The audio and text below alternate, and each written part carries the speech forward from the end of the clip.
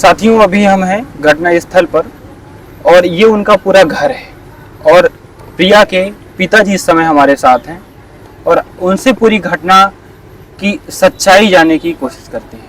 तो नमस्कार सर। कुछ कहना तो नहीं बनता है, कुछ कह भी नहीं पाएंगे, लेकिन क्या पूरी घटना हुई थी?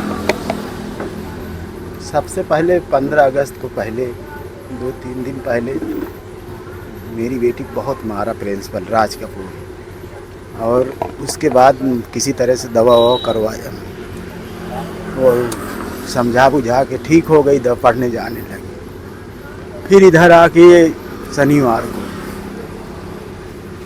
प्रिंसिपल वही ड्राइवर से लड़ाई हो गई उससे। वो केवल धूप में बस खड़ी कर दिया, बस 10 मिनट धूप में बस खड़ी रहे तो बच्चे सुबह से निकल जाते हैं तो उनको तकलीफ़ नहीं होगी। खाए बिना सुबह 6-7 बजे घर से निकलना और फिर वहाँ तुम धूप में बस खड़ी करे गायब, तो उससे लड़ाई हो गई। कहा मैं तुमको नहीं ले जाऊँगा, ठीक, कहा मत ले जाना। तो बस उस दिन चली आई। फिर किसी तरह से सोमवार को ले नहीं गया, मैं प्रिंसिपल के पास गया, क्या रौरी विनती किया कि अब 3 महीने का समय बचा है, उसको यहाँ से सही सलामत पास हो जाने दीजिए, अब दंड मत दीजिए। जो पुराना दंड दे चुके उसके लिए भूल कर अब उसका नए यहाँ से काम ख़त्म है और नई दिशा में जाना है।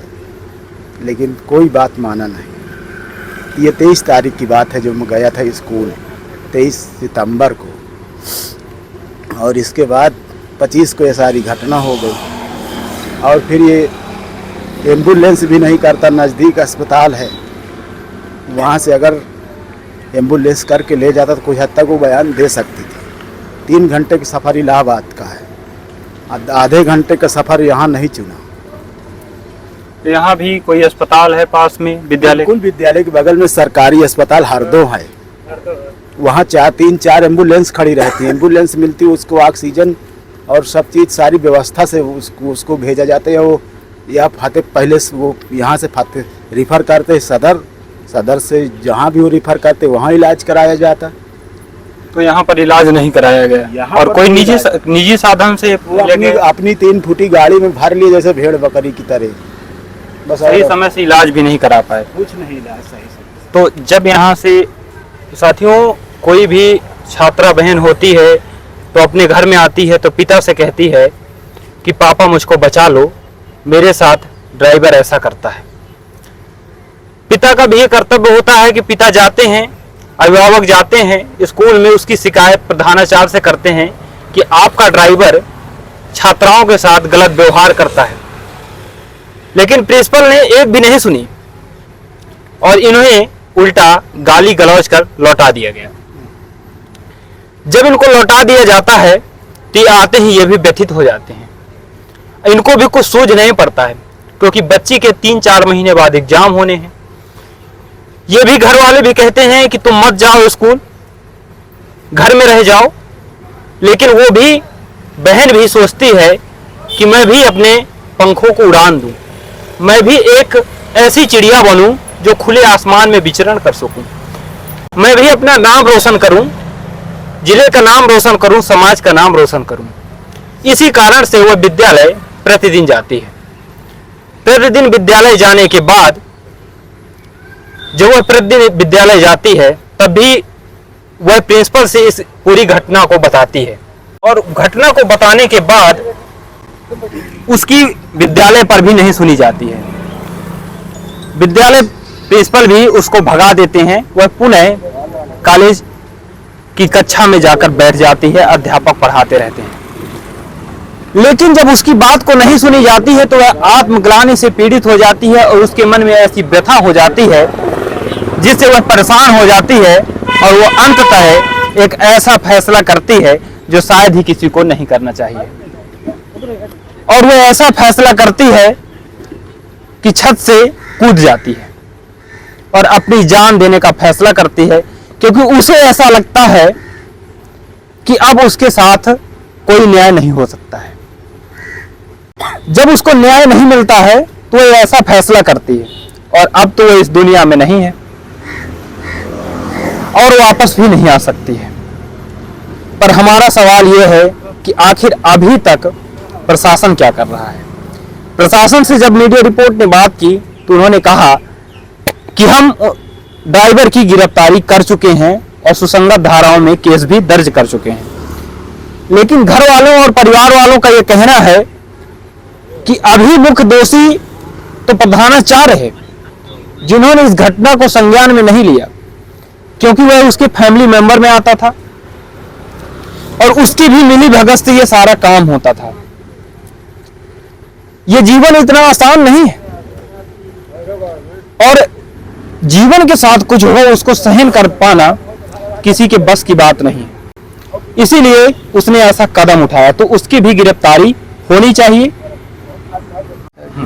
बहुत सारे लोग यहाँ पर हैं, घर परिवार पर आते हैं, शोक संवेदना व्यक्त करते हैं, तो आपकी क्या मांग है?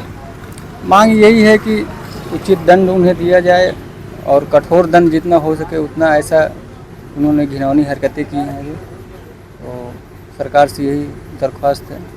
अच्छा, आपको क्या लगता है कि केवल इतना ही मामला रहा होगा कि और भी इसमें कुछ दोषी हैं जो अभी पकड़े जाएंगे यदि जांच होगी तो? अभी इतना नॉलेज में तो हमारे नहीं है।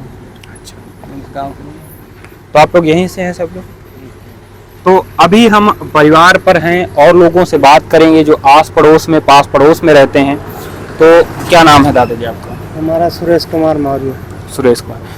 तो ये जो मामला हुआ है, तो बच्ची की तो अब नहीं है दुनिया में, पर क्या आपको लगता है कि सिर्फ इतना ही मामला रहा होगा? अरे इतना मामला नहीं था, उसमें ये बच्ची से गलत व्यवहार करता था और जब वो प्रधानाचार्य को बताती थी तो प्रधानाचार्य ड्राइवर को नहीं प्रताड़ित करते, इसी को प्रताड़ित करते हैं, दंड देते हैं और इस दंडित होकर वो उसको शर्मिंदगी या काली महसूस हुई और अपनी जान दे दी उसने। बहुत सारे लोग जो इसके, क्योंकि कुछ लोग होंगे जो इस प्रकरण के पक्ष में होंगे और कुछ लोग होंगे इस प्रकरण के विपक्ष में होंगे।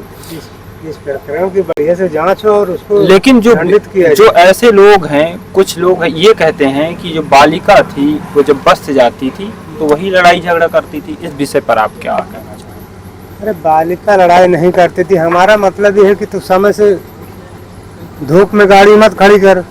धूप में खड़ी कर देता था तो बच्चे तो सभी परेशान नाराज हो। हो। हाँ, वाजिब सी बात है, क्योंकि ड्राइवर का कर्तव्य ही होता है कि वो आए और सही समय पर आए सही समय पर और आए। सही समय पर विद्यालय लेकर जाए और वापस भी छोड़ने का, क्योंकि हर माँ बाप का इसीलिए बस करते हैं, सुविधाएं करते हैं कि उनका बालक कम से कम 8 घंटे सुरक्षित रहे और घर वापस सुरक्षा से आए। नहीं तो वो अपने साधन से भी भेज सकते हैं और साधन से भी भेज सकते हैं, प्राइवेट साधन से भी भेज सकते हैं, लेकिन उन्होंने ऐसा नहीं किया।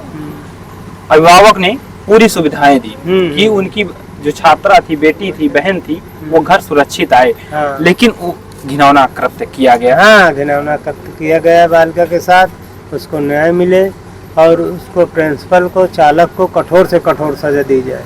अच्छा, ऐसा भी आपको लगता है कि इसमें और लोग इन्वॉल्व हो सकते हैं? विद्यालय की पूरा स्टाफ इसमें वो है, इन्वॉल्व पूरा स्टाफ है, क्योंकि जब स्टाफ को चाहिए कि भाई उसके साथ न्याय किया जाए। सभी साले मिले थे, मिलने के कारण अगर नहीं कोई इसके पक्ष में होता तो ऐसी घटना ही नहीं होती। और जो सीसीटीवी फुटेज कैमरे लगे हुए थे उनको भैया सब डिलीट किया गया है। इसको डिलीट नहीं करते तो पूरी सीन आती उसमें, एक ही क्यों आ रही है गिरने वाली बात। इसको डिलीट कर दिया है जान के, अपने बचत के लिए। बाकी जो फुटेज थे वो सारे डिलीट कर दिए हाँ, गए। सारे डिलीट कर दिए गए।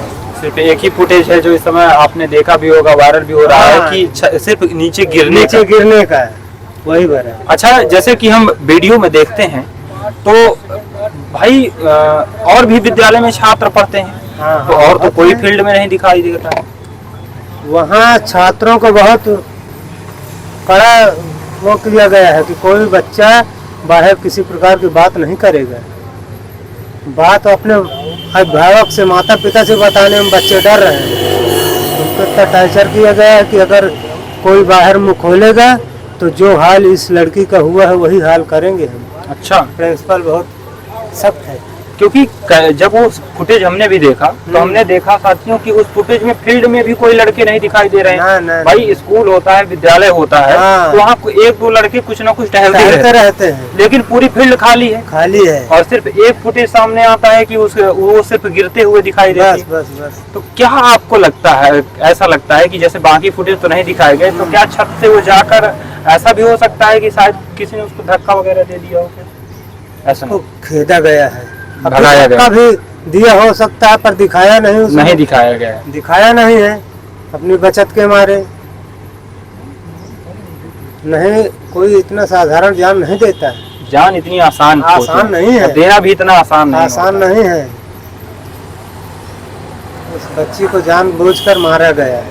तो इस प्रकरण पर केशव प्रसाद मौर्य जो आपके ही उसमें से आते हैं, बिरादरी से आते हैं, तो उन्होंने क्या कुछ इस पर बोला हुआ? अभी तो कुछ नहीं कहा, उन्होंने यही कहा कि भाई इसकी जांच की जाएगी, जांच के आधार पर उनको दंड दिया जाएगा। अच्छा, जो क्षेत्रीय मंत्री हैं, वो यहाँ की क्षेत्रीय मंत्री भाजपा हैं, आपकी कुछ रिश्तेदारी में आती हैं? नहीं, उन्होंने एक मीडिया रिपोर्ट्स में कहा हुआ है कि कुछ रिश्तेदार आप सुधा मौर्य ऐसा कुछ हाँ, वो आती हैं। तो उन्होंने कहा है कि हम क्योंकि वो भाजपा से ही हैं, तो उन्होंने कहा है कि हम सरकार से ये गुजारिश करेंगे कि ये जो विद्यालय है का भवन है, इसको पूरी तरह से बुलडोजर चलना चाहिए। हाँ, चलना चाहिए सर उसमें। अरे नहीं चलेगा तो आज हमारे साथ ऐसा हुआ है, कल दूसरे बहन के साथ होगा। तो इस पर जो क्षेत्रीय मंत्री हैं सुधा मौर्य जी हैं, उन्होंने इस पर कहा है कि हम सरकार से दरख्वास्त करते हैं कि इस प्रकरण की उच्च स्तरीय जांच हो और सरकार अपना बुलडोजर इधर की तरफ भी चलाए, जिससे कि हर छात्रा को न्याय मिल सके और आगे आने वाले समय में यह प्रकरण मिसाल बन जाए और अपराधी जो हैं वो कभी ऐसा कृत्य ना कर सके। तो नमस्कार, हमारा नाम है आलोक और आप देख रहे थे आलोक एक्सप्लोर मीडिया।